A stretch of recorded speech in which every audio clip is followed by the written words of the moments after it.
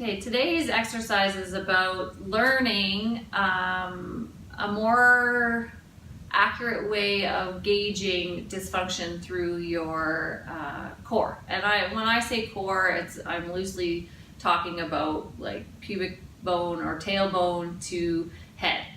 And this is a breathing exercise. So part of it will assess where you tend to lack function, and part of it will teach you where you tend to overuse or overexert, which usually results in tension. So what you want to do is you're going to lie on your back initially, and we're just going to move your breath around. So when you lie on your back, feet flat, don't be too close to your bum, but don't be too far. Just make sure that your heels line up with your sit bones.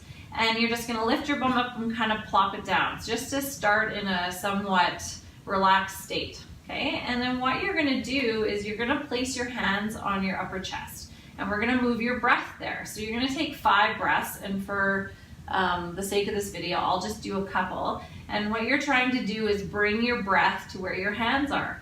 Okay, and you're just taking note of whether that's easy, hard, whether you're even getting any there, right? So we're going to take a couple of breaths, and you're breathing to where your hands are. So you're trying to breathe high. So,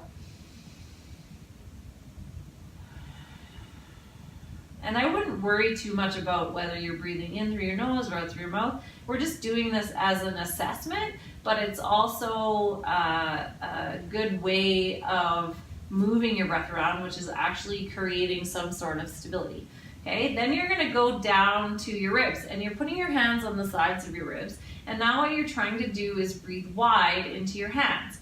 So if you apply a little bit of pressure, your body will always react to that pressure. So you're trying to take, and now in this position you'll create 5 breaths.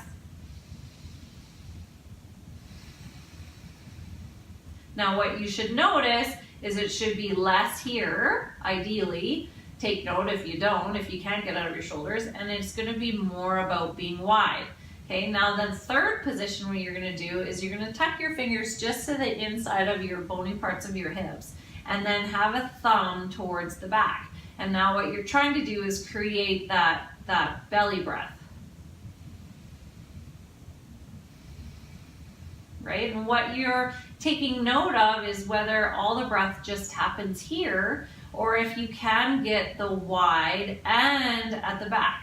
Commonly, that's where we're the most lazy, is where my thumbs are sitting. So you're trying to consciously bring your breath there, but at the same time, I don't want you to try too hard. So all you're going to do is cycle through that. Is you'll take 5 high breaths, 5 wide breaths, and 5 low and wide breaths. So ideally, you're just moving your breath around, trying to determine where it is the hardest for you.